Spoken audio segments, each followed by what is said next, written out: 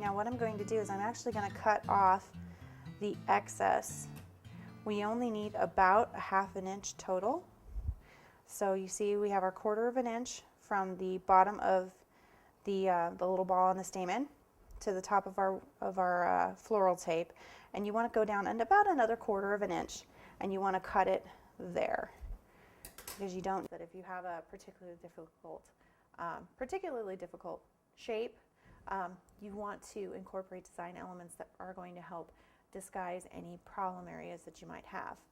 In addition, as I'm sure you've noticed, this little sphere is pretty beat up, and unfortunately, of all the ones that they had there, this was in the best shape.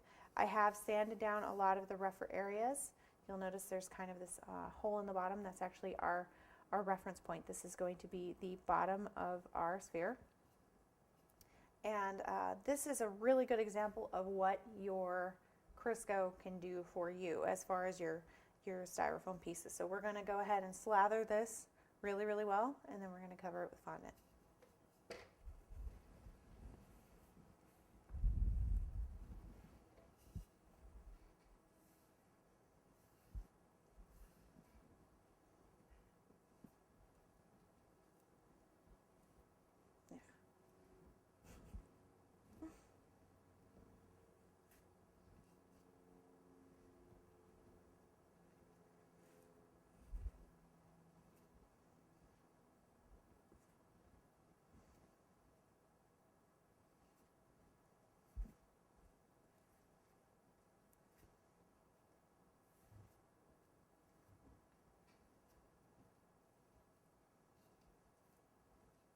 You will get Crisco on your hands for this one. Sorry about that. There's really no way around it. Go ahead and use like a glass really works to sometimes stabilize it.